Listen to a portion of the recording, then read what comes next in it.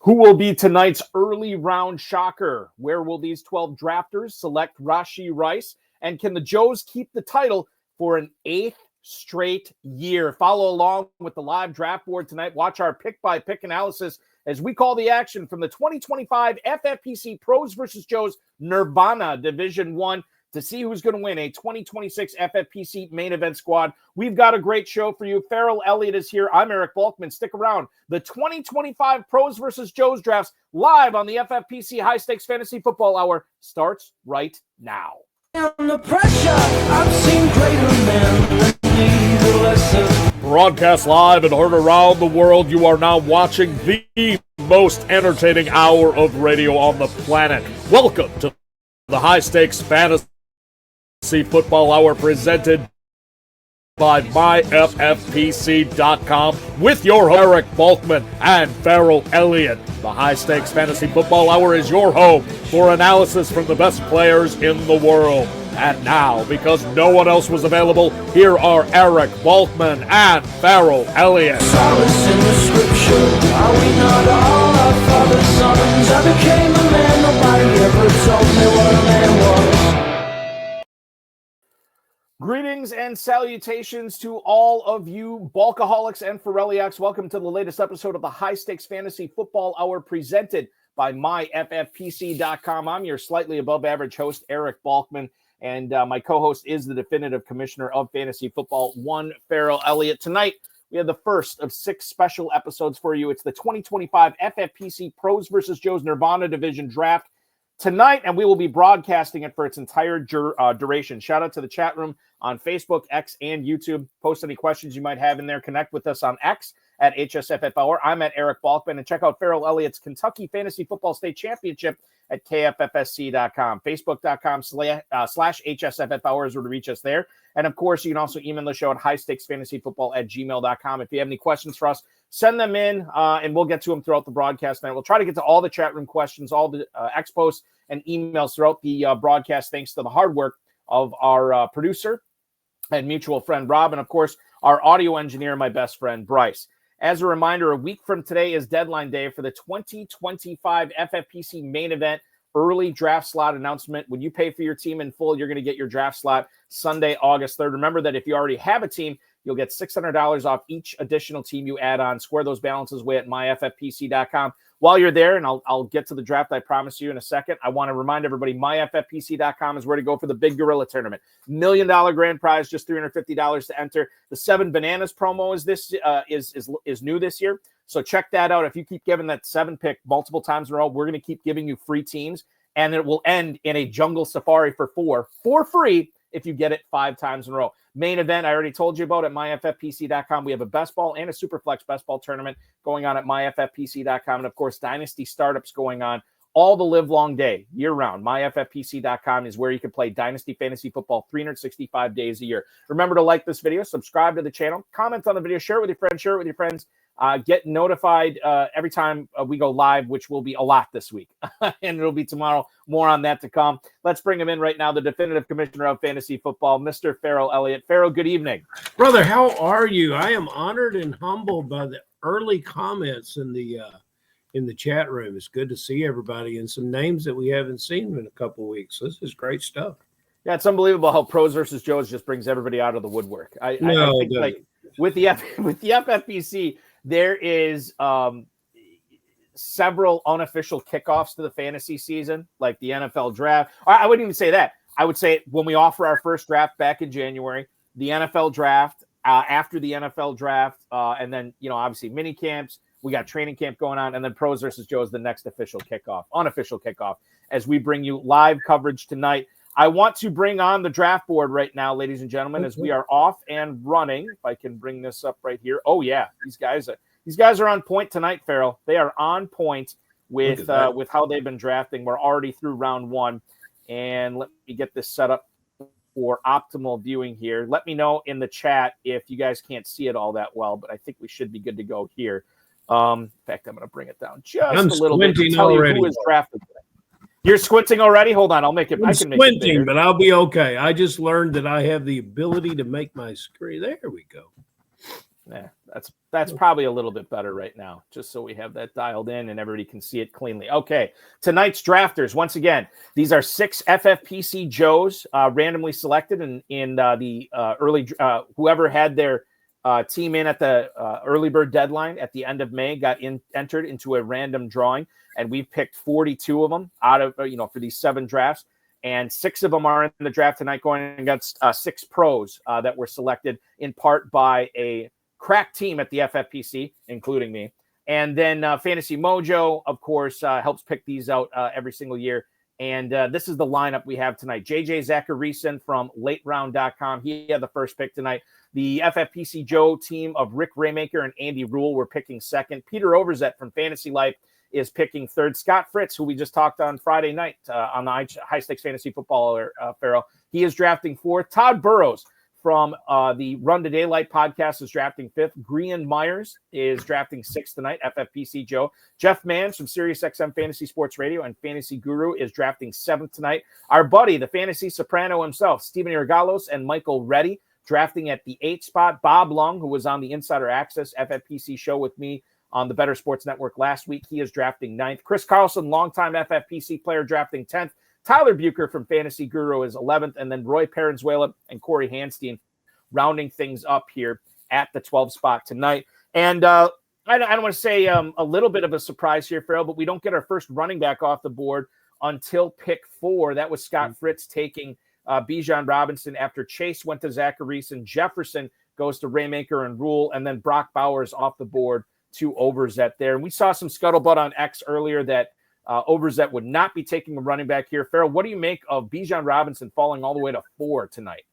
Yes, I see nothing wrong with that. I like it. Justin Jefferson is going to be the go-to wide receiver in Minnesota no matter what. There's my Captain Obvious statement for the night. Overzet's not going to let Bowers get away from him. If you're in a draft with Overzet, he's going to be drafting Bowers, and there's no way Bowers gets back to him. So, boom, Bowers goes in the 3rd spot, and then Bijan. And you have to feel very, very good about Bijan that you think back to the start of the last season and they were still giving Allgaier all the touches inside the 5-yard line. That waned as the season went on. So let's have a full season of Robinson. Allgaier will be a complimentary second back, but less around the goal line. I think Robinson is definitely in for a good year, and congratulations for Fritz, who gets him at the 4 spot, and he didn't think that would be available to him there. Yeah, he had to be pleasantly surprised. Trey McBride goes to Tod Burros a little bit earlier than maybe I expected tonight at the 105. But Todd did say in the YouTube chat earlier on the show that he was feeling disruptive tonight. So disruptive. Well, it's a general state of affairs for Todd. That's true. Yeah. The disruptor, Tod Burros at Best Ball NFL on X. A pair of Lions go next. Jameer Gibbs, Amon-Ra St. Brown. CeeDee Lamb falls all the way to the 108 tonight. Bob Lung grabs up Saquon Barkley at the 109. Neighbors, Nakua, and Achane complete the first round. I think, and I know Steven Irgalos drafts a ton. He's drafting from the 8th spot tonight. He had to be pretty happy that CeeDee Lamb falls to him. I think it's a big year. I know the addition of Pickens has people concerned about the target volume for Lamb. I think this is only going to help him. And maybe the volume goes down, but the efficiency should go way up. Here's your lazy analysis tonight. Dak Prescott is great every other year. This is a great year for him this year. And I think Lamb's a big beneficiary. I love the Lamb pick at 108 tonight. I do too. And that's, that's where the fantasy sopranos want to be. And you can already see a little Kentucky in their blood. They're drafting wide receivers early. I want to say hello to Bob Lung. I missed your show with him this week. And Bob in Barkley gets a huge performer there. People are talking about Barkley. They say, well, he's going to be less what he does last year. He's going to regress. Was he going to regress 10%, 20%, 25%? I don't care. Even at 25%, he's still about 1,800 yards from scrimmage. I can live with that. I think you could too, Balky. The thing about it is that Bob Lung works hard bringing fantasy players together with his convention, gets a lot of respect, and I appreciate him being here tonight. Deserves a lot of respect. He does, yeah. And he gets it too, but he deserves it. Yes, 100%. No surprise that he goes with Barkley and Henry, two of the more consistent players. Although last year Barkley had a lot of those spike weeks with those, whatever it was, 7 or 8 runs of touchdown runs of longer than 30 yards. I don't know how replicable that is, but certainly we're going to find out this year. And you and I talked about this. I'm hemming and hawing about Saquon Barkley at the 103, and he falls to the 109 tonight too. So certainly that's as much of a slam dunk as you get here. In the second round, we saw Collins, McCaffrey, and Brian Thomas with the first 3 picks. I already mentioned Henry going to Bob Lung. Reddy and Yergalos start with 3 straight receivers here. London was their pick in the second round. Genty, Jacobs, McConkey, George Kittle goes tonight at the 209 to Scott Fritz. So he starts off his team with running back, tight end. We'll see how he sort of makes up the difference at receiver. Bucky Irving, Jonathan Taylor, and then J.J. Zachariason grabs A.J. Brown at the 212 tonight to start off Jamar Chase and A.J. Brown. I don't know if Jake was talking about that pick or if he was talking about the Tyreek Hill pick at the 301, but he said, what a gift for J.J., either A.J. Brown or Tyreek Hill. They both happen at the same time, basically. Our buddy Christian Barney Newkirk hopping aboard, watching us on Facebook tonight. He said Lamb and Barkley dropping that far is insane. I don't know if it's insane, Farrell, but it did raise my eyebrow. I think one of the things that we have to keep in mind with something like this is with these analysts coming on who all produce great content. If they didn't produce great content, they wouldn't be in this competition. You have to understand that first place gets a free main event in the FFPC next year, which is a $2,000+ value. Second place gets nothing, not even a pair of socks. So this is all about getting your guys. It's all about winning the thing, and it's all about taking huge swings. So in this format tonight, the pros can't hide. They're going to draft their guys because they know that just being a good team in this is not going to be good enough. You have to be great. You have to be elite. And everybody is going to be getting their guys, which is one of the great things about the Pros versus Joes format. I think it's really wonderful, Balky. And I when in the chat room, we had a couple guys this spring that says, I am never wrong. I am, some real characters, some of them haven't shown up in a while, but this is a time where those of us who are watching this draft and listening and looking can very much learn. The whole key of fantasy football, I think, is not what you know. The real mystery and how you can build and be successful is realize what you don't know. And you can learn a lot here. And if we're getting an indication that Lamb is going to fall, that you can actually put together a team with Barkley and Henry, I'm signing up for that right now. And I think we're learning that if you're not in the first half of the draft, your chances of getting Brock Bowers are very slim. And I don't, now the numbers that we get from Darren at Fantasy Mojo might disprove that. But when you get these kind of guys in the room, this is a real indicator of where thought from others may be forthcoming. That sounded kind of word salad, but what I'm saying is we're looking into the future with some of the picks from here. So the other thing I'll point out, speaking of Mojo, at Fantasy Mojo on X, that's Darren Armani. He is the godfather of the Pros versus Joes competition. Been helping us run this thing. Basically, he runs the whole thing for a decade plus now. And if you have or are playing in the FFPC, I highly recommend you get a subscription to FantasyMojo.com. Well worth the price as far as the ADP data, the stacking data. I will pump up the in-season stuff. I know Darren doesn't pump that too much, but it's great to find out where these players are going for, how much they're going for on the waiver wire. It's great stuff. If I look at the FFPC Best Ball Tournament ADP, which features, by the way, a $300,000 grand prize, and for the first time ever this year, a $100,000 runner-up grand prize, or a $100,000 runner-up second place prize, you're looking at just $125 to enter this. It filled up last year. It's going to fill up again this year. Make sure you're getting in and playing in that. If I look at that ADP data, Farrell, Saquon Barkley over the last, 3 days here. Barkley, running back 3 at the 105. CeeDee Lamb, wide receiver 3 at the 106. So good value there, as we mentioned, with Yergalos and Reddy taking Lamb. And then, of course, Bob Lung taking Barkley. They're already through the third round. We saw a pair of Bengals go this round, as well as a pair of Jets, Farrell. JJ Zachariason, one of two teams to start off receiver. He pairs, or he has Tyreek Hill join the trio now of Chase, Brown, and Hill there. I think it's interesting, and we can talk about this.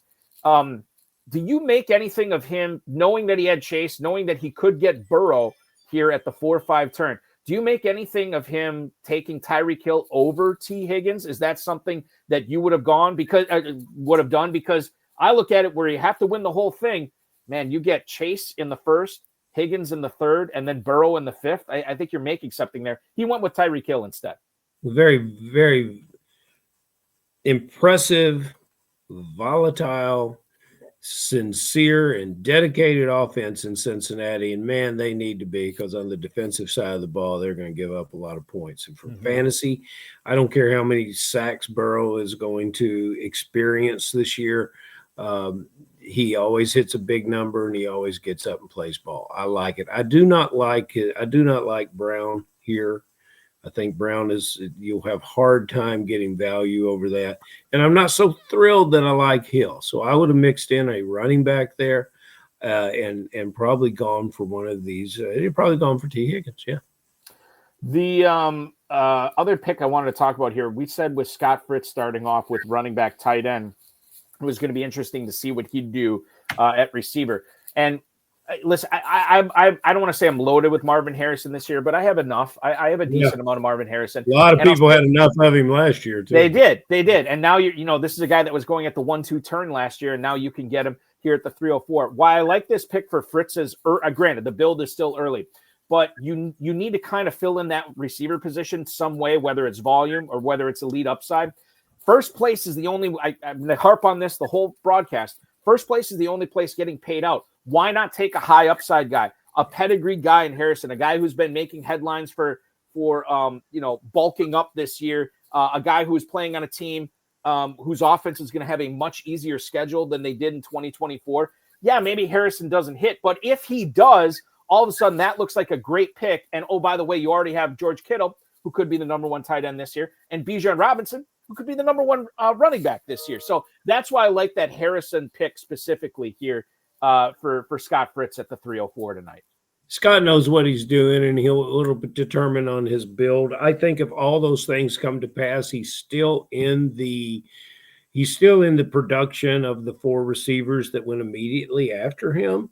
So I'm willing to just go ahead and say I would have taken one of those four receivers because I like their name brands. And Balky, I just got a note from the board of directors at the KFFSC, and we'll have to clear it with Darren and the powers that be at the FFPC. But the KFFSC has stepped up and will provide the second place finisher with a complimentary pair of socks this year. So I want you to know that we've got the socks covered. I'll go, how many divisions are they?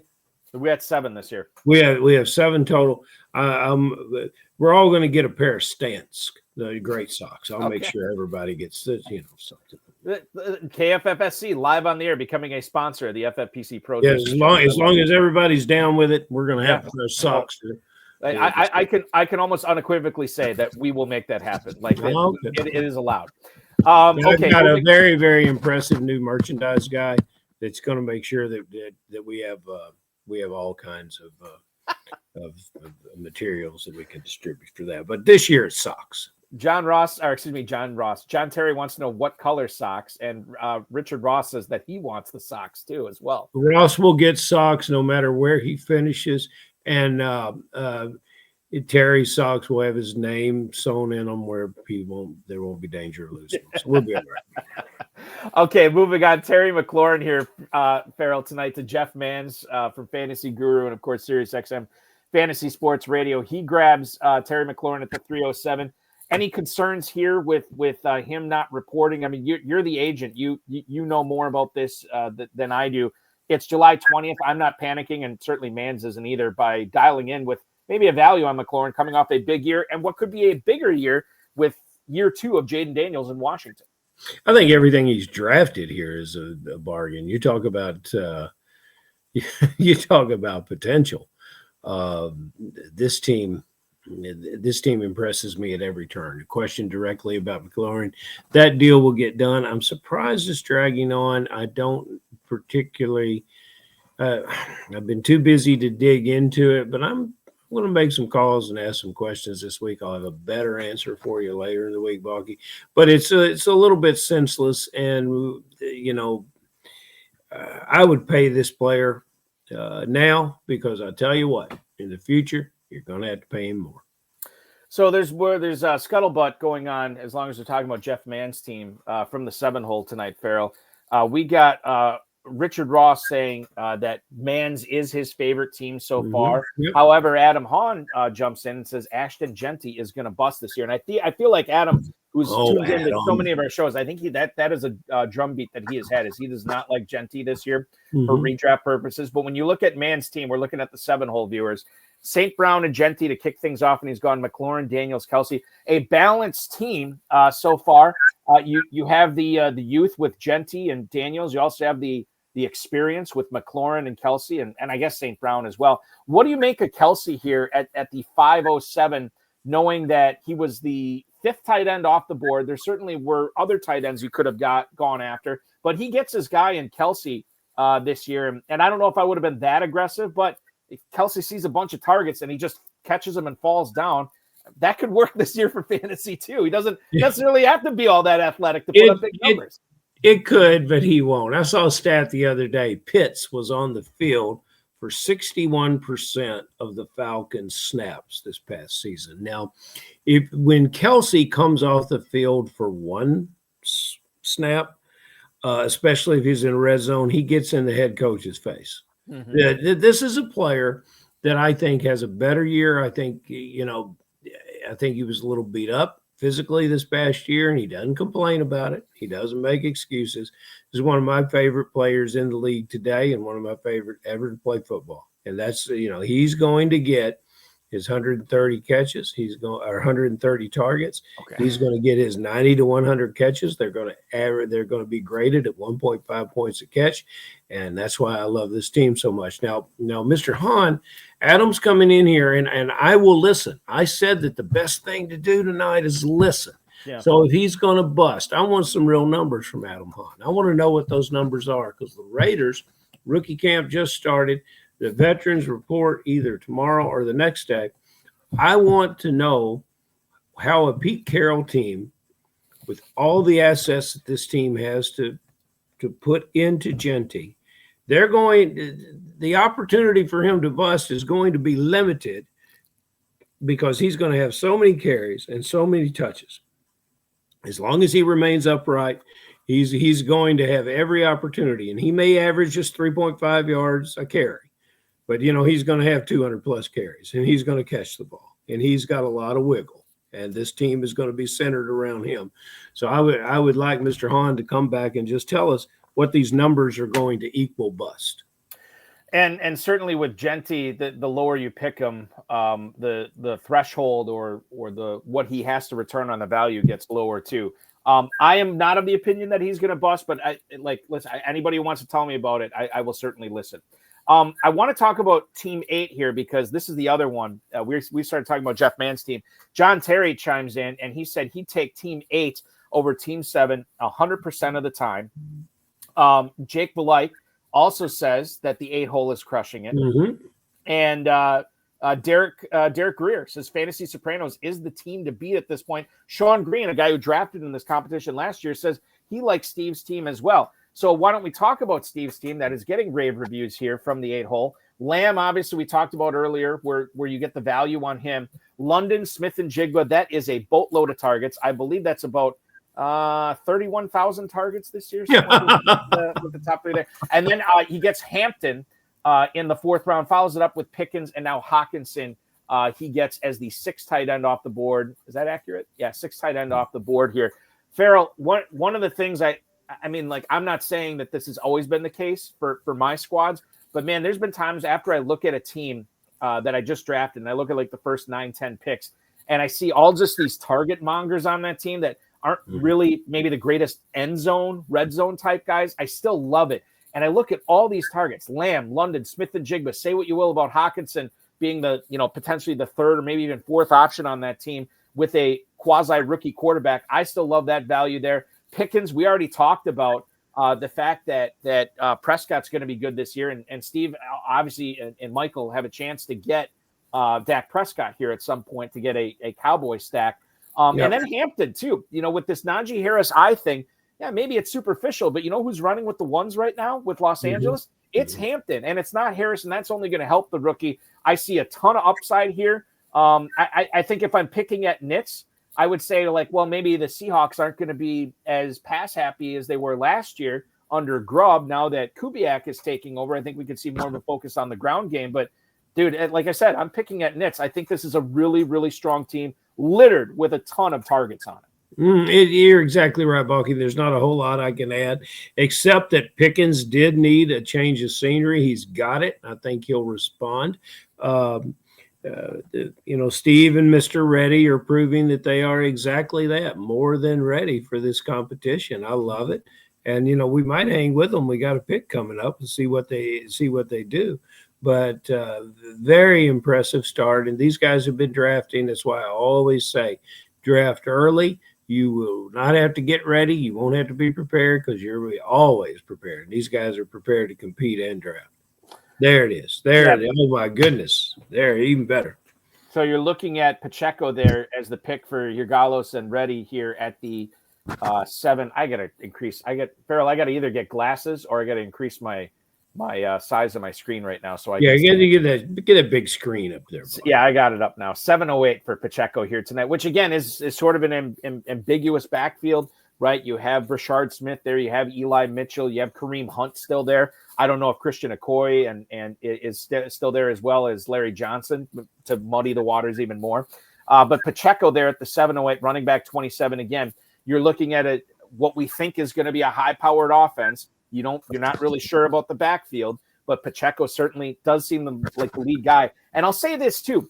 When Pacheco came back last year, I don't think he was ready.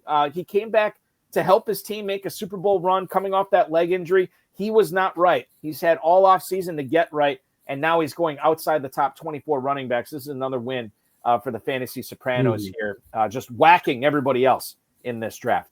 I love it. I don't see any ambiguity, Balky, because he's the hard runner. He is the guy, I think. And you're right. I mean, he very well could be. And once training camp gets a little bit more heated and we see who's running with who, I think Pacheco will be the guy. But I'm leaving. I hate speaking in absolutes, so I never speak in absolutes. And I think that if I had to put money on somebody, it's Pacheco. But I reserve the right to change my mind on that at this point.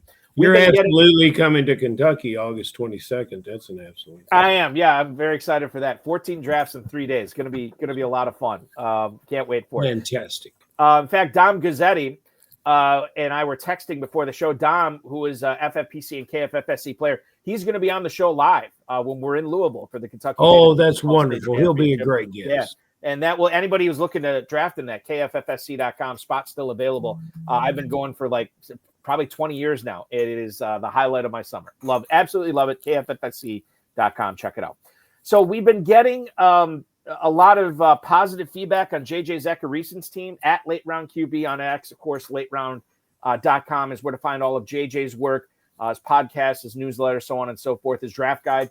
And there's been a lot of people that said, yeah, he missed out on the Bengals stack there with Chase, Higgins, and Burrow. He still has Chase, and he's collected a lot of high volume, high ceiling type guys here. We talked about Chase Brown and Hill. He got Kamara, who, say what you will about Kamara, but his usage rate was out of control last season for the New Orleans Saints, a team that, frankly, I don't know if that offense is going to be any better, but I'm not really all that worried about it because I saw what Kamara could do with not a whole lot last year, and I'm excited what he can do this year, even though he's a year older. You got Metcalf in Pittsburgh. I'm kind of whatever on that, but it is his fourth receiver, and he's a good best ball play as long as, Aaron Rodgers doesn't shun him when he's not in the exact right spot on a fade or something like that. RJ Harvey, you have the upside with him in Denver.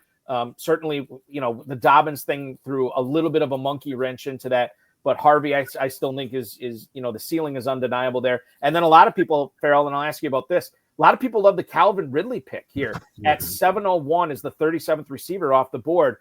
It's weird because it's the Titans, it's a rookie quarterback, and it's Calvin Ridley. But a lot of people liked it on YouTube. Are you also a fan of the Ridley pick by Zachariason here? Yes. I like Ridley. I don't know. Well, he's got back-to-back picks. Let's see what he does here. But rookie quarterbacks lean heavily on that number one receiver. That's their one read, and they got to make it work. And then if they don't go through the progressions early in the season, they'll lock on that number one guy. It's not the best football move, but it is a very good move for fantasy football. So he's this player's fourth receiver, and it'll be interesting to see when he begins to get a little youth and a little upside on this team. He's coming up on his pick right now, and we'll tell you who JJ picks here in a second. But I want to bring it back to the Fantasy Sopranos. They end up getting that Cowboy stack. We had Richard Ross chiming in on YouTube. Made is looking better and better. Lamb in the first, Pickens in the fifth, and now Prescott in the eighth. Farrell, what do you make of Prescott in the eighth? A guy that I think you had probably about an 80-85% chance of getting in the ninth round coming back, but he made sure he got that stack right away. We often hear from some of these analysts in this draft tonight, don't go out of your way to create a stack if they happen. Great. Do you feel like in a format like this where first place is the only place that maybe you would be willing to take Prescott almost 2 full rounds ahead of where he normally goes? Take a look at the 2 guys drafted behind him and tell me who you would want. Well, I'm saying this. I'm saying that you could have. Are you saying like the 2 players that went after Prescott and Etienne and Mason? Yeah, I mean, Fields and Mayfield, because if Fields and those Mayfield, guys could chime, those guys could chime in and say, hey, if Dak's available, we take him. So, I think this is where you had to take the quarterback, looking at the board, and get the quarterback you want. You've already teased it, Balky, that this is Prescott's year. He is the odd year quarterback, apparently. And he has added tools, added weapons. His tight end may be healthy this year too. Why not? These guys have gone all in on what's going on in Dallas. It's very interesting for a couple of guys from straight out of New York and New Jersey, but nevertheless, they are in hats and boots tonight. So, and I'll say this too, regarding your Gallos' team. The question is not should he have gone with Fields or Mayfield, and I apologize if I did not lead you the right way on this one, Farrell. That's on me.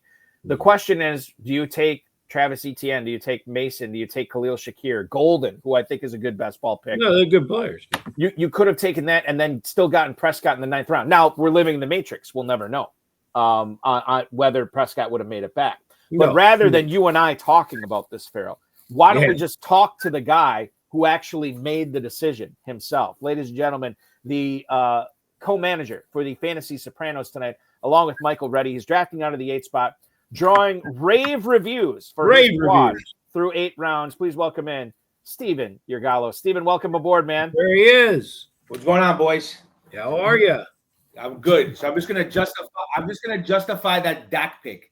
If he doesn't come around, anything I've done is, I don't know. They're high-powered offense. I had to take Dak there. No choice. So it wasn't even like a matter of okay. No. Now I would feel bad. What if I didn't mention Prescott on the air? Would you have still taken him in the 8th round? The thing is, the minute I hear the name on the air, I'm like, someone might get him. So it's okay. It didn't bother me. Okay, and you almost got Pittman. You could almost. I was torn. I was torn a little bit, but I said, you know what? Let me take Dak just to be sure. And you got him. Speaking of the Cowboys, how surprised were you to see CeeDee Lamb fall in your lap at the 108 tonight? Honestly, I wanted to take Trey McBride or Devin Achane. Okay. Mm-hmm. And I said, I don't know if I was torn, but I thought they'd both be there. Then I got to take a pick. Let me take this pick and I'll tell you. Yeah, go ahead. You think about this. I'm just going to bring everybody up to speed on Steve's draft so far. The quarterback is Prescott. In the backfield, he has Hampton and Pacheco. Receivers are Lamb, London, Smith and Jigba, and Pickens. He has Hawkinson at tight end and 10 seconds to make this pick here at the 908. Who's it going to be, Steve? Charbonnet, baby. Zach Charbonnet. I don't think Walker Evans is going to stay healthy, so I figured I'd grab one other running back here. as JJ Zachariason, who is drafting in the first spot, I think it's JJ always says this, you have to eat your charbs, and you're eating your charbs here at 908 at running back 33. And that's the thing, too. It's like you just need a pocket for Charbonnet this season, 2-3 games. And, hey, if it's more significant than that, he's your number 3 running back. And because and I should have mentioned this at the top of the show for anybody who's tuning in and not familiar with the starting lineup in this best ball tournament or this best ball pros versus Joe's tournament, you're looking at 1 quarterback. You only have to start 2 running backs. You only have to start 2 receivers, a tight end, 2 flexes on this as well. So, like, Charbonnet could be a regular starter for you, or you never have to count on him too.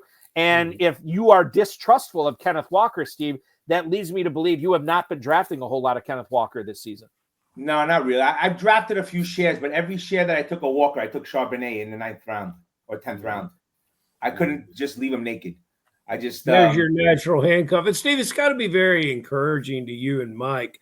You're a favorite of the show and a beloved player, but Balky and I were not campaigning for anyone to comment about your team. That was all done in the chat room, and that was all a wave of support.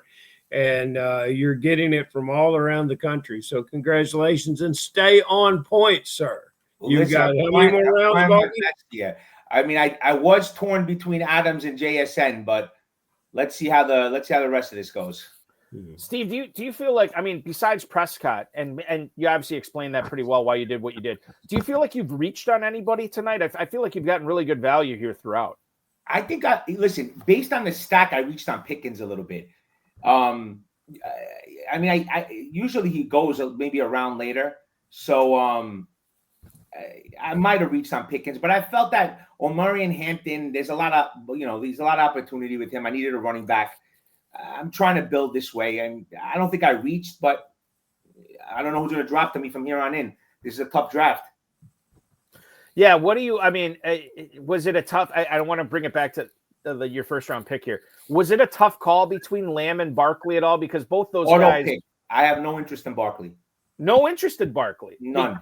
And can you elaborate on that? Because there's plenty of people that still like Barkley this year, Farrell Elliott included. Because, well, look, he dropped to the 8th pick tonight. But for this particular build that I had in my mind, I didn't want to take Saquon Barkley. Mm-hmm. Said by a true New Yorker. You can join the staff. That's true. I'm assuming he's going to have a good year. But I don't have a lot of shares of Barkley. I'm not going to take him 3 or 4. I just don't feel that's the case. And I'd like to try in this area 8, 9, 10 to try to get McBride shares because I actually think he's going to be the tight end 1. I don't think Bowers is going to be the tight end 1 because they picked up Ashton Genty. They got Jack Best. They're talking about the Thornton kid. Jacoby Myers is there. I mean, there has to be some target regression. I mean, negative target regression. They're not going to throw. I mean, they might, but I mean, probability says you have Ashton Genty going somewhere in the first 14 picks on average, and you have Bowers going in the top 5, 6 consistently. I mean, how much offense is that Raiders team going to actually have? That's where you should stop, I think. Yeah, I believe so. It depending on who falls where. I mean, I like Jacoby Myers. I think the guy's just steady. There you go, Steve. He's very steady. Let's see what we're going to take here. Your Gallos and ready on the clock here. We are now at the 10:05 in the draft, ladies and gentlemen. Steve just made a pick on the air with Charbonnet. That is his number 3 running back to go with Hampton and Pacheco. We'll talk about Hampton here shortly. He's already got Hawkinson and Prescott at the 1Z positions, and the receivers are loaded. Lamb, London, Smith and Jigba, and Pickens. And you have gone back to the quarterback well here, Steve. Prescott in the 8th, and it is one Drake May in the 10th. Drake May is going to be really good this year, and he'll be better later in the year than he is early, and that's good insurance for your Prescott. I did 3 startup dynasty leagues this year, and in every single one of those dynasty leagues, I took Drake May. Yeah, Triflex. And the other thing too, Triflex, that's interesting. Yeah. The other thing too, Steve, that I think is I like about this Drake May pick in this format, he is an easy guy to stack up late in the draft. Absolutely. Right? With some of his receivers and tight ends there. I think that's interesting. That's something that you could look towards in the second half of the draft. I'm not telling you anything you already don't know, but it is what it is. I'm letting the viewers know. Behind the mind of Steven Urgalos here. Omari and Hampton, goes tonight at the 405 to you. He's running back 16 off the board. I'm not seeing his backfield counterpart drafted yet. Steve, you draft like it's a bodily function. You have to draft. You're always drafting. It's crazy. What have you been seeing, and do you think FFPC players are handling the Hampton versus Harris discussion right? We don't really know what happened to the eye. I mean, he's dropping to like the 11th or 12th round. I mean, with the ambiguity, I think that's where it really is. So, we got to wait and see. He didn't go to the team doctors. He went to another doctor. Who knows what's wrong with this guy? Yeah. It's not unlike NFL teams to lie to us. I mean, so we don't know who, what, when, and where. But I want to clarify something just so you don't think I'm crazy. There are 7 of us. Okay. So myself, Michael Reddy, and Louis Koutros are the main drafters. Okay. Mm-hmm. And starting now, some of the other guys are going to start drafting. So there are 7 of us. It's not just me drafting. Tonight I happen to be there on the cell phone with me back and forth texting picks. But there are 7 of us, so I'm not the only person drafting. Or else how am I going to handle all these teams? But Michael actually is really good. Louis, he really does a lot of research. He kind of like keeps us abreast with anything that pops up. He follows a ton of beat writers, guys I don't even know what their names are. So you have to do that when you're drafting this kind of volume. Mm-hmm. I'm going to let you get back to it, Steve. This is so much fun chatting with you again. Are we going to have another conversation in person in Louisville and Las Vegas this year? No, not Louisville, but Las Vegas. I'll be there. Vegas. Your shirts will be there hopefully in a day or so. So we'll start, we'll get them ready for Kentucky and Vegas. That's awesome. Steve, thank you so much tonight. Great draft through the first half of the way. Best of luck completing this juggernaut as you go for a free 2026 FFPC main event team. See you at Paris Casino, dude. Yeah, absolutely. Give it up, Steve. That is Steven Yergalos. He is drafting this team tonight with Michael Reddy. I'm kind of relieved to hear that he has a consortium handling all these drafts because Wednesday night waivers could be a little bit challenging for him. It could be, and he's the straw that stirs the drink for Fantasy Sopranos. And these guys, they're tight, they're connected, they enjoy their play. We have 2, if not 3. Of the Sopranos coming to Kentucky. Steve, the missus is actually expecting while the Kentucky draft is going on. And drafters, he should print out the comments from what it is. It never get any better than this. And drafters who are less experienced with success, as Steve might be tempted to get the big head. Not Steve. He just lines up and goes to work every day. So good job. I want to remind everybody, too, when I talk about these drafts that I see Steve in, he's in a ton of the FFPC Big Gorilla drafts. The Big Gorilla tournament is the old Fantasy Pros tournament. $1 million grand prize, $350 to enter. But remember, you get a $50 discount on every third team you purchase. Drafts available with the live and slow format. The 7 Bananas promo is live. If you randomly get that 7 pick multiple times in a row, we're going to keep giving you free teams. We've awarded 34 free FFPC best ball tournament teams, and we've awarded 3 FFPC main event teams. Again, that's a $2,000 plus value on that. Yes. And these people are just getting them for just getting that 7 pick randomly in a row. You get it 5 times in a row, Jungle Safari for 4, or if you don't want to take a Jungle Safari for 4, we'll give you 50 grand cash instead. Totally. And here is the only place you can get socks. That's a great point. But yeah, we'll have to look at that and see if we can start. As long as the powers that be give it a thumbs up. Socks. Is that insulting if we give away a trophy and $1 million to first place and then second place gets a 6-figure grand prize, but we throw in a pair of socks for that as well? I don't know if that's talking about the guys that finished second in the individual tournaments. So 7 pairs of socks were committed to. No, I'm going to package them nicely. They're going to be delivered. They're going to be delivered with respect. We should talk about. I'm going to talk about this player here, JJ McCarthy, Farrell, quarterback 17 tonight. Is that accurate? Yeah, quarterback 17 tonight. Mm-hmm. Tyler Bucher from Fantasy Guru, who we haven't talked about yet, his team yet tonight, and he's actually going to be co-hosting the FFPC Insider Access show with me in an episode next month. So I'm very excited to talk to him. But he grabs McCarthy here.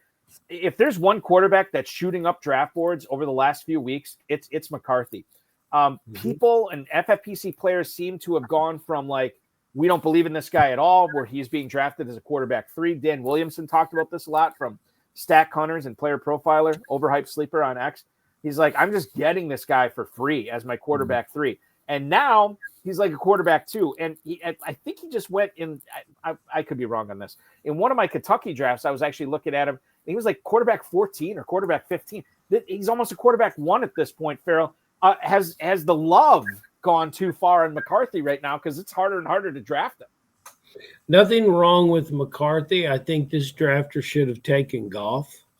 He's got a quarterback in Josh Allen that can deliver with the legs. And so as we get later into the year, we have Detroit playing inside. We have an offense that, I think Jared Goff throws for 45 touchdowns and 4,500 yards. Now, he will never be the quarterback. He's never going to be a top fantasy producer because he doesn't do it with his legs. But there's a lot of guys that do it with their legs that are not going to throw for the yardage and the touchdowns. I think he would have been a better play against Allen than McCarthy, the young quarterback that I don't think will regularly, if not ever, score more points than Allen. Let's bring in. But Goff good. Goff good. Right. I want to bring in another guest tonight. He is drafted in this competition for years. I've been on his show. He's been on several of my shows. You follow him on the X at Best Ball NFL. Please welcome in Tod from PA, a.k.a. Best Ball NFL. Tod Burros joining the program tonight, live from the 5 slot. Tod, we are I'm bringing you on at the worst possible time because you're making a pick right now. You already made it. Okay, perfect. This man's a multitasking disruptor. Yes. Yes. Understand and if you've ever, well, never mind. I had a joke, but it wasn't going to work. That's the only jokes I ever tell, the ones that never land, Tod. So you said in the YouTube chat before the show started tonight, you were feeling disruptive. Was the Trey McBride pick indicative of that? Were you already? That was the only thing I was talking about. All right. So you were planning on doing this before the draft started. Yeah, McBride at 5. So here's the thing. There's 2 major differences and one thing about the FFPC.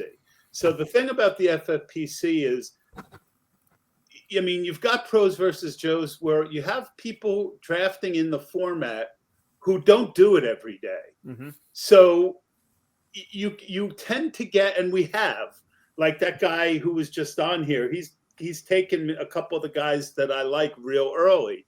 So I just didn't want to be in a position.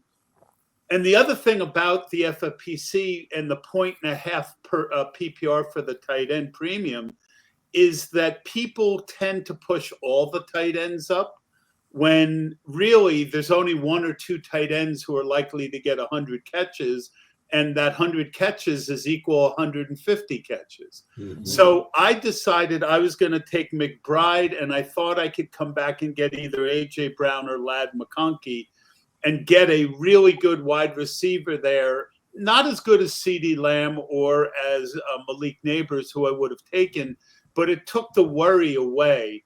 And then I added Evan Engram, who could really be peppered with targets in that offense in Denver. And if I get 80 catches out of Engram to 100 plus over 100 with McBride, and McBride finds a way to actually get into the end zone, well, then I'm really, really ahead of the game in this format. And I trust myself to figure out the best. So you were on the clock now, Tod. We got another question coming up actually a couple of questions in the chat room we'll get to here in a little bit. Algier is the pick here, running back 51. What do you make of Algier's usage with Bijan Robinson there with Arthur Smith now in Pittsburgh? Well, he has some floor on a weekly basis, but he's an every 3 series type of guy, right? Yeah. And, really the play with him is I'm in the 5 spot. Bijan went 4th. So basically if Bijan gets hurt, now I get double the benefit because the guy right next to me's first round pick is out and I've got the backup. Mm-hmm. Todd, a few questions here on YouTube, but we'll continue the conversation with the McBride pick. We had John Terry wanting to know that if Bowers would have been available to you along with McBride at 5, would you have still taken McBride over Bowers? No, I would have taken Bowers. Okay. I'm not convinced Bowers is going to outscore him this year, but I think that I would have held to ABDP. I didn't think he would. I know Pete Overzet was going to take him. I just wanted a really premier tight end.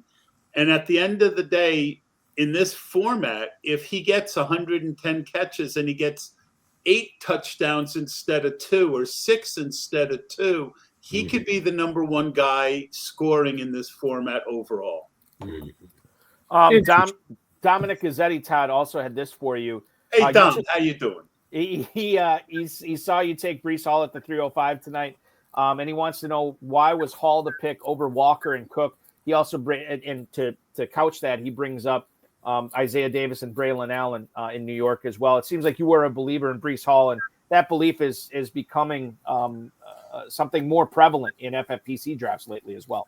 I love Walker. I think that guy Sopranos took Charbonnet, who I was going to take.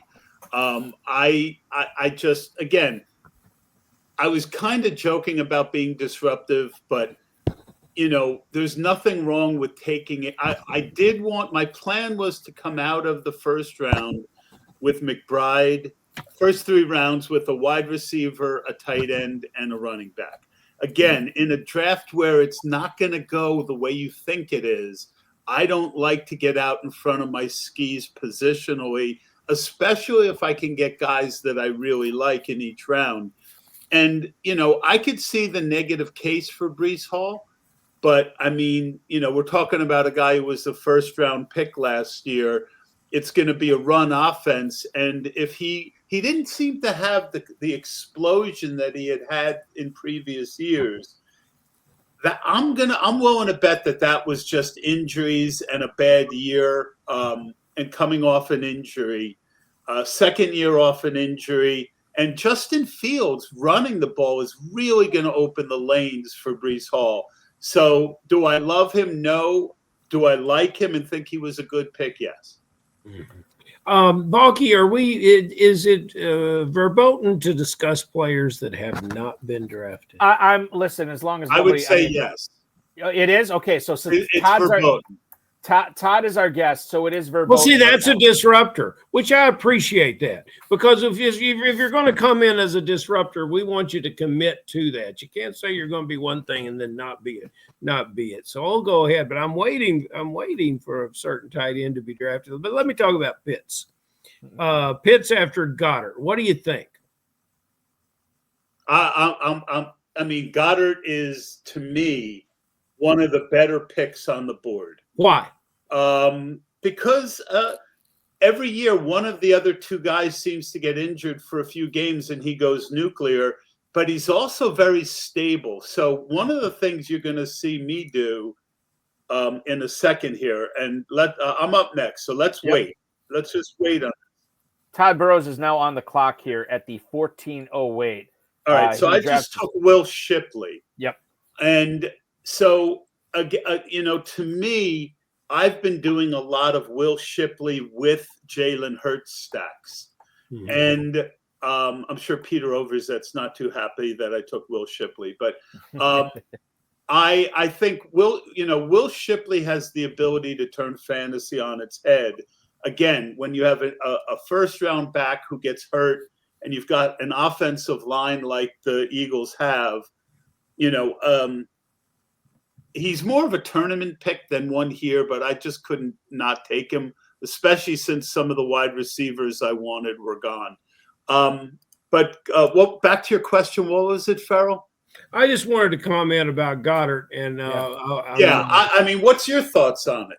Well, you said that he was dependable. I say he isn't. He's missed 22 games over the last 4 seasons, I think. No, I meant he's dependable when he plays. I mean, the availability is one of the greatest abilities in this thing, but he's dependable to catch the same amount of passes as every other grouping of tight end. When you started talking about how few tight ends are going to really get those glory numbers, and Goddard falls in the middle of very average tight end performance, but I think he is drafted and overdrafted every year. And, if you like, so he's our number one team here.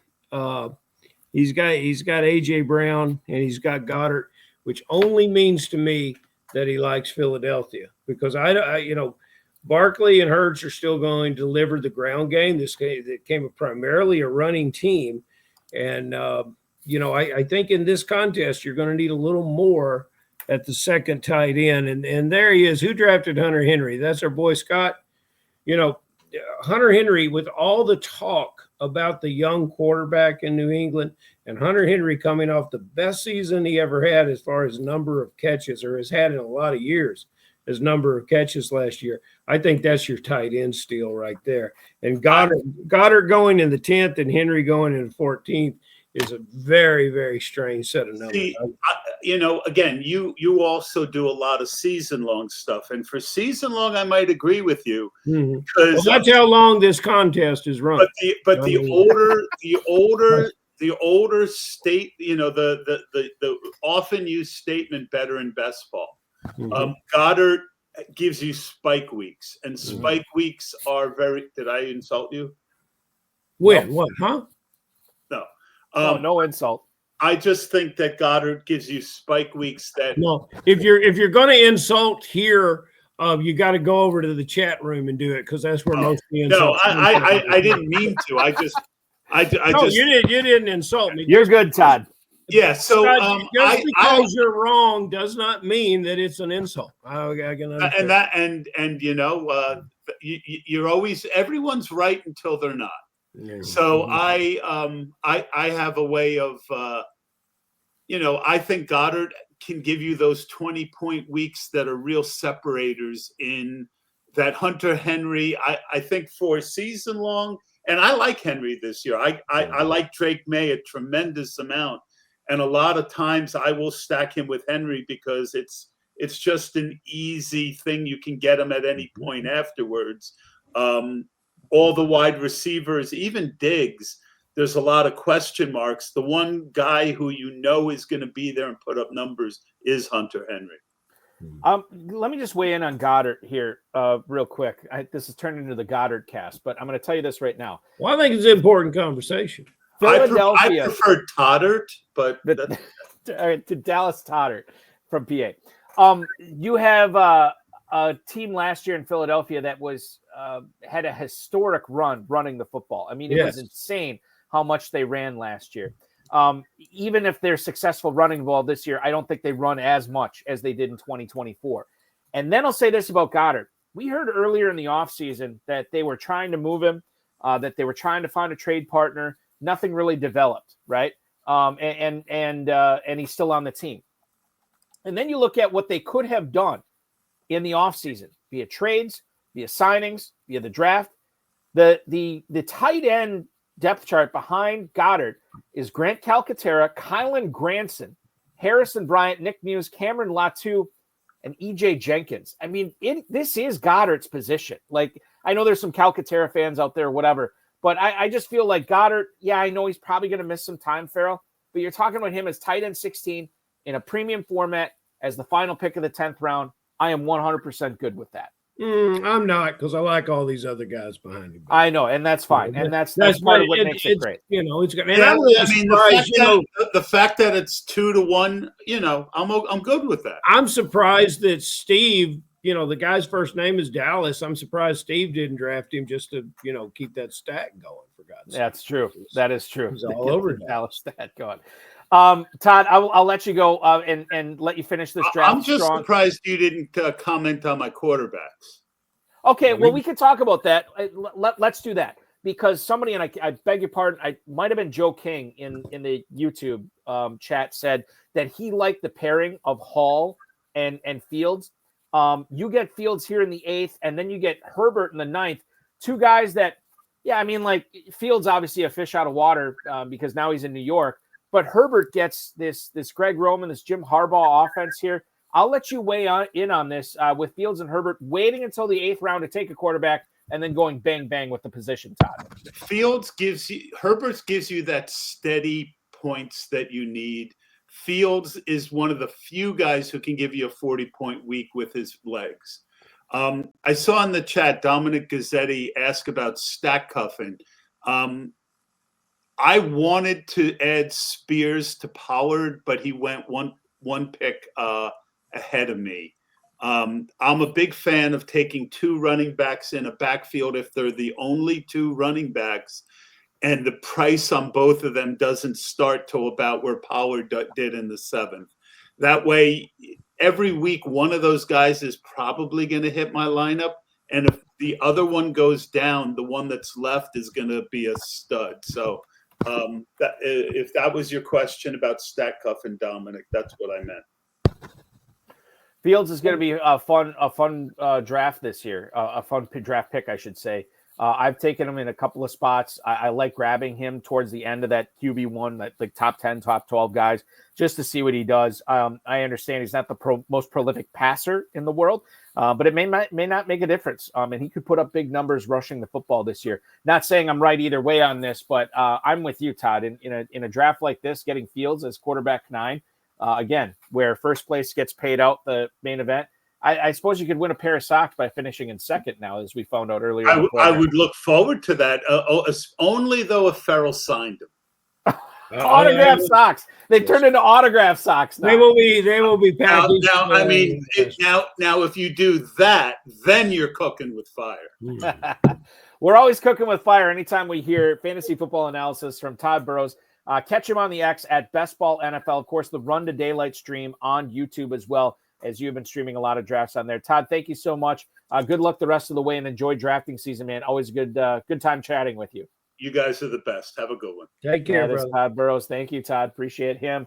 Tod Burros chiming in tonight. We have entered round 17, and I feel like, Farrell, it has been, let's see, what are we looking at? Sunday night. I have gone 3 days, essentially, almost 3 full days without talking to this guy. So let's bring him on right now. He is the founder of the Fantasy Football Expo that will be going on in Canton, Ohio, August 8th through the 10th. Get your tickets now at thefantasyfootballexpo.com.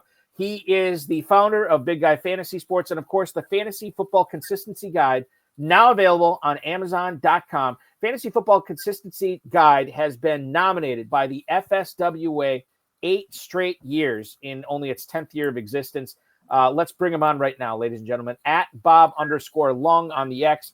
He co-hosted the Insider Access show with me on Thursday night. He's back here drafting from the 9 spot tonight. Good evening, Bob. Good to see you. Yeah, and Farrell, thank you for the kind words at the beginning. I was very touched. So always good to see you, my friend. Appropriately delivered to a man that deserves nothing but the best. Thank you so much. Bob, let me ask you this. In your wildest dreams, when you were prepping for this, knowing you were picking ninth, did you ever think Saquon Barkley was going to be part of the equation? I did not. I was just like, I have to take him, right? No kidding. Like, I can't just go, well, I'll wait. So, yeah, I did. So, I really was hoping for McCaffrey to get back, but I got Henry, so I was okay. And that's a lot of carries there, too. And the great thing about Barkley and Henry there, and I think you the rest of your draft alluded to this, you could focus in on other positions. You drafted one other running back before round 10, and that was Aaron Jones. So your backfield is pretty much set. The Rashee Rice, that was an auto pick. Did you have that in your queue, or how did that happen? Yeah, no, I'm not going to lie. The 2 picks in front of me. Daniels and Hampton. Yeah. No, I'm sorry. It was Josh Allen and Kyron Williams, and it came to you at the 404. Yeah, so I had both of those guys sitting, and then it was just like, and so I was like, okay, Evans now, and then by the time I just like my brain exploded, and Rice, and I'm okay with it. Yeah. Because if he only gets 2 to 4 games, it's okay. And to be honest with you, I picked Hollywood Brown later in round 13. So I feel like I can plug him in until Rice gets back. Maybe not as productive, but at least it should be, close enough. This is the comeback year for the chief receivers. That's what I'm hoping for. So Bob, let me ask you this too. And I know I'll tell you what, you're coming up on being on the clock right now. Bob's team, we're talking about team 9 right here. He's got Burrow and Darnold as his quarterbacks. The running backfield is Barkley, Henry, Aaron Jones, Najee Harris, Bigsby, and Chubb. The receivers are Adams, Rice, Odunze, Samuel, Kupp, Hollywood Brown, and Elijah Moore. And then tight ends are Dalton Kincaid and Terrence Ferguson. Again, this is no kickers, no defenses in this format. Bob, you have 3 picks to go. You're fairly well balanced. I don't know what you're leaning here. Maybe it's just best player available. But as you are on deck here for the 1804 pick, any names that are running through your mind? Anybody you got teed up ready to go here, depending upon what Chris Carlson does at 10? Yeah, so I am looking at Raheem Mostert. If Genty does, I'm not saying Genty's not going to be worth it, but if Genty goes down, he's next up, and there isn't much else there. So it's a shot in the dark, but it has good potential there. I was looking at some other backup running backs, Zach Moss, those kind of folks. Right. But yeah, it's slim pickings at this point. This is always the most difficult draft because 1, it's 12 brilliant minds. Well, 11 in mine. And then it goes so fast. Yeah. And it's like, and that's what happens is I'm thinking ahead, but then it's so fast. And all of a sudden I look up and my queue's empty and I'm up and I'm like, well, that's how this plays. And if it is not for the weak of heart, that's for sure.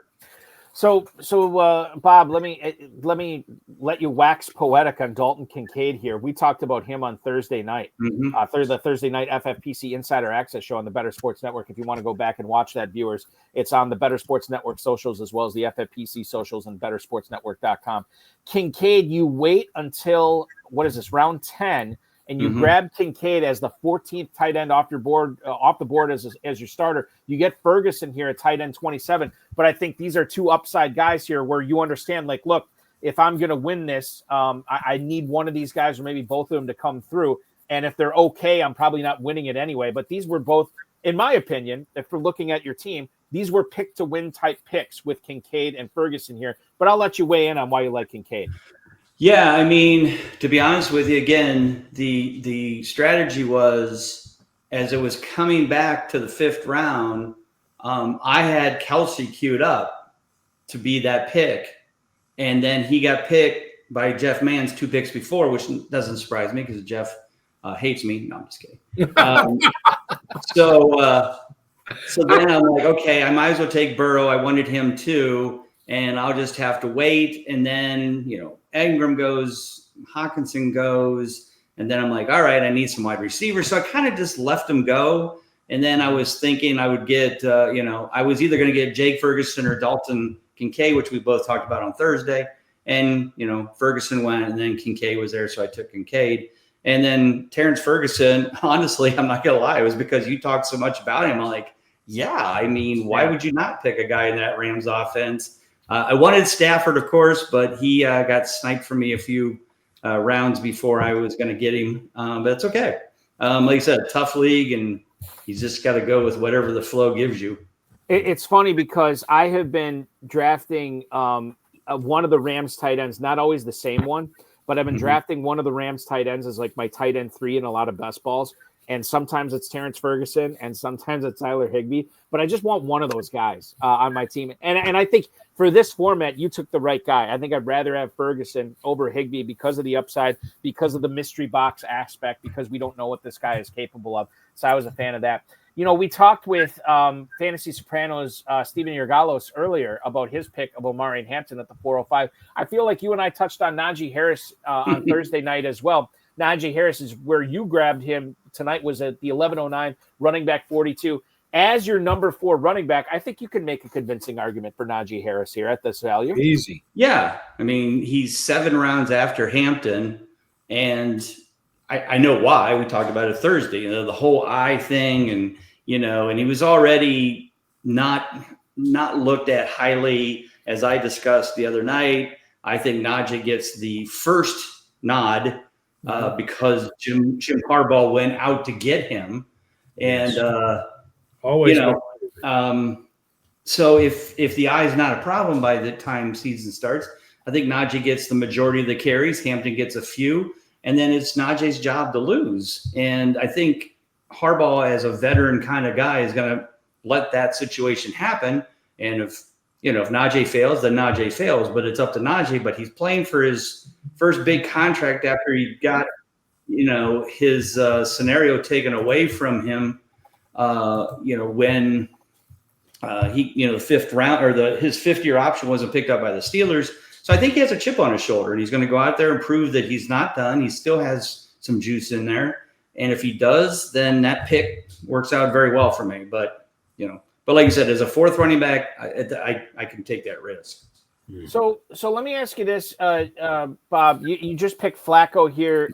You get him to go with Darnold and Burrow, which is fine. I think that grabbing 3 quarterbacks is fine in this scenario.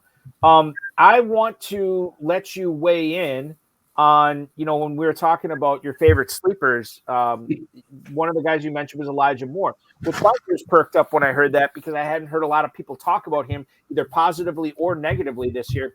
You grab Elijah Moore here in the 17th round. Can you talk a little bit about why you think more people should be paying attention to this player in best ball drafts? Yeah, I think he's just that kind of player that just hasn't had that opportunity, right? He gets drafted by the Jets, but behind Garrett Wilson, and then he had bad quarterbacking. It just never worked out well for him. And so then he goes to the Browns, and boom, he's behind Judy. He's behind, Cedric Tillman and Mari Cooper. So he just never got that opportunity. But when he came to the Bills camp and OTAs, there was nothing but rave reviews for this kid by Josh Allen, by the team, by the writers. And I just feel like, I think Shakur and Coleman are solid receivers, but Moore has that opportunity to maybe earn a few more targets. And if he can prove that he is as good as he was when he came out of college, that he could be one of those surprise players that may be the difference between, being in 5th place or being in 2nd place, or 1st place. So, especially in a best ball format where, every good game he has could be important. So just like the stab. And again, 17th round, I'm okay with that. Bob, last thing I want to bring up, you did something fun here. Fantasy football is supposed to be fun. Yes. I have not seen the Ferguson-Higbee stack. You did it tonight, my friend. You get both Rams tight ends here to go along with Kincaid. And I'm telling everybody this right now. You look at Bob's start at the running back position, Barkley and Henry. You look at all these receivers. He drafted 5 receivers in the first 9 rounds. If Kincaid works out, I believe that there's something there with that Ferguson-Higbee stack. We'll see what happens. And obviously you got Joe Burrow, who's going to throw for 1 billion yards and touchdowns again. I would think so. Bob, your draft is complete. And I like the little cherry on top with Higbee. How do you think you did? This is a tough one. This is one of those, when I walk out, I go, I guess it's okay. It's more than okay. When you're drafting against, first off, all of these Joes are far from Joes. These guys are all top-notch, high-stakes guys. So just because we don't recognize their name because they're not, quote, in the industry, you guys know how good they are. And then you throw in J.J. Zachariason, Jeff Mans, Tod Burros. It's just mind-blowing. You can't think too far ahead. You have to think you have to literally put, if you're 10 picks away, you better have 11 picks in the queue, because they could all go. And it's not like, a home draft or local, whatever. This is the best of the best. We do our Kings Classic, but it would be interesting someday, to do a pros versus Joes kind of thing in Canton as a live thing. But this, to me, is some of the best versus the best. Because Bob, the best at winning money. We're just best at writing about it. What are you looking forward to? And I know if you had come clean with Balky, you would have said, hey, when I got auto picked, I was doing something that has to relate to your forthcoming convention. I know that's exactly what you were doing when that happened. But of all the things that are going to happen with your annual meeting, what's the one thing that you're most looking forward to? It's just it's the camaraderie and the friendship. There's a lot of knowledge, and if you're a fan, you come for that knowledge. You are listening to all of a lot of these guys who are drafting are going to be there. Obviously, a lot of guys in all the pros versus Joes. So as fans, you're coming to learn from the best of the best, to rub elbows with the best of the best. But on the other side of content creators and just now all friends, it's that getting together, how you been, how's the family, wife, kids, whatever, just hanging out, having a good time. I always say it's 750 of my closest friends talking fantasy football for an entire weekend. Yes. I mean, you guys have your drafts and you have your events. I'm sure that everybody knows everybody. A lot of those guys are very familiar with themselves, but they're also real competitive. There's a lot of money on the line. But, this is just a great weekend, and hopefully we'll get some of the guys that have attended this, or they're part of the Joes, to come and hang out with us, because we'd love to have them for sure. TheFantasyFootballExpo.com is where to get your tickets. Once again, this goes from August 8th through the 10th. Bob has already pointed out to me on Thursday, get your tickets now, because August 4th, they're basically going to be cut off. You have to get them within the next 2 weeks, and you don't want to miss out on this. A lot of new stuff this year. There's going to be a lot of fun stuff. Like the Fantasy Football Expo gets better and better every year, just like the Fantasy Football Consistency Guide, available for purchase at Amazon.com. This is something that you have been doing for years. And Bob, in its 10th year, this has been nominated 8 times in the last 10 years for Best Fantasy Football Publication by the Fantasy Sports Writers of America. Congratulations on that. And congratulations on anybody who is picking it up right now, because as you said, this is not the end all be all, but this is a great supplement and something that everybody should be looking at as they do their drafts this year. Exactly. I always say it's the fries of the Happy Meal, right? It's, get your site, whether it's Fantasy Alarm or ESPN or, whatever. And then just get the guide, have it there with you. And then as you're starting looking at your rankings and you're kind of trying to weigh between 2 players or 3 players, then open up the guide, see the consistency numbers, and then that will help you go, oh, this guy is 80%, this guy was 50, and this guy was 40. Now I know the difference. Now I can make better choices in my pick. So again, guys, appreciate the time. Love. I appreciate all that. Farrell, thank you again. Eric, thank you again. And everybody else, we'll see you in about 3 weeks in camp. You got it, Bob. Thank you so much, man. We will continue to follow you on the X at Bob_Lung. Be good, man. Talk soon. Thanks, guys. Take care. I wonder if he's going to have them available at the convention. People can buy them up there. You never know. There's a non-zero chance of that. I would say too, just about the consistency guide, and put a bow on this. This is something that, at least to my knowledge, nobody else in the industry is doing. When you talk about consistency week to week, year to year, what have you, this is something that I think everybody should look at as a tiebreaker, as something that you can utilize to bump players up or bump players down your draft boards based on this. They don't just nominate anything. And this guy, I mean, I don't know if there's any publication that's been nominated 8 straight years. Maybe there is, maybe there isn't. But I know Bob Lung's Fantasy Football Consistency Guide has been. Amazon.com is where to go for that. Farrell, in the time we were talking to Bob, the draft ended. This is a super quick draft tonight. Insanely fast, but that's okay, because we got a lot accomplished. And the great thing is, the players that we wanted to talk about, the draft strategies we didn't get a chance to talk about, we have 5 more times to do this, including tomorrow night.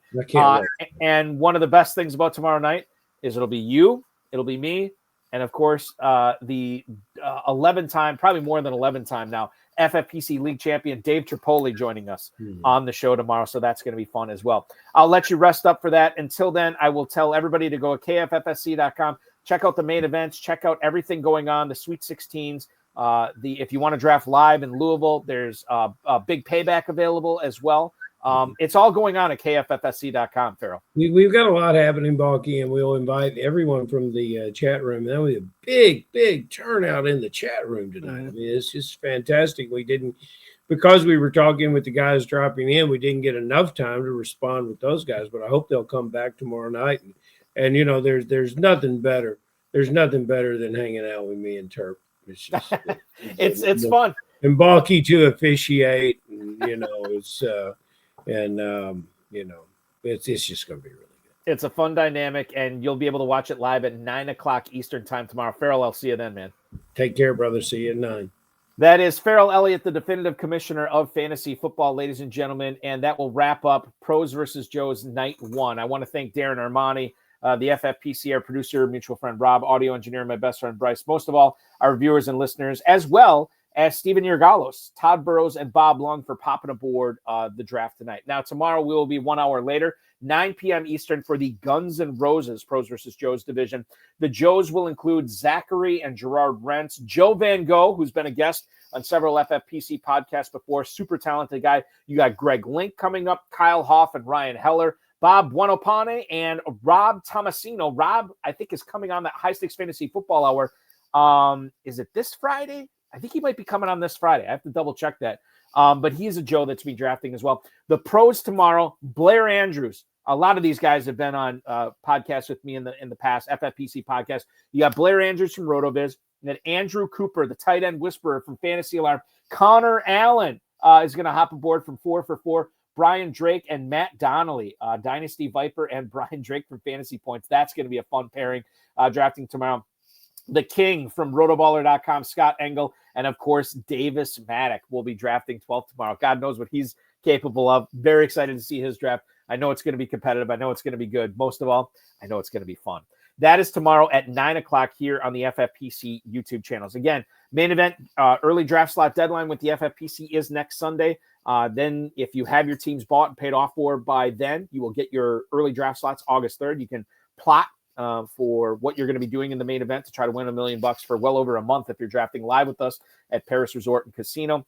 Of course, main event, slow drafts and live drafts off and running. Multiple big gorilla drafts filling up every day. In fact, I'm going to tell everybody right now, if I got you, if I whetted your appetite and you're all whipped up into a drafting frenzy, we got big gorilla drafts. The next one starts tonight at midnight. So it's going to be 11:55 Eastern time.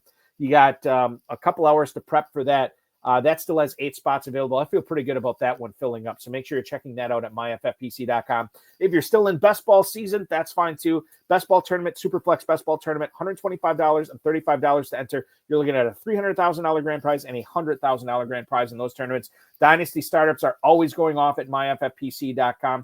And join the KFFSC main event and all the other KFFSC leagues at kffsc.com. This was a lot of fun tonight, ladies and gentlemen. Thanks so much for hopping aboard. Really appreciate each and every one of you. Ton of live draft coverage. It continues on tomorrow at 9:00. Your week officially starts now.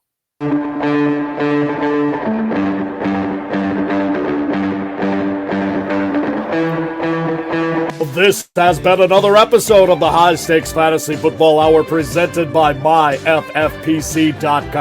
It was broadcast live and was watched around the world. Balky and Farrell will be back next week with more analysis, more interviews, and more advice from guests much smarter than they are. Thanks for watching, and we'll talk with you again next week.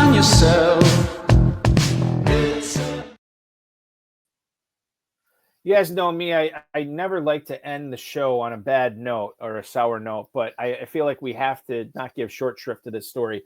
Many of you who have been coming to the FFPC live events for years know of this guy. He was one half of the Day Drinkers franchise, Josh Held and Jason Goldman, who, if you go way back when we were doing some early video advertising for the FFPC 10 plus years ago, these guys they appeared in one of the first videos we ever did, video advertising, video coverage of the FFPC main event live in Las Vegas.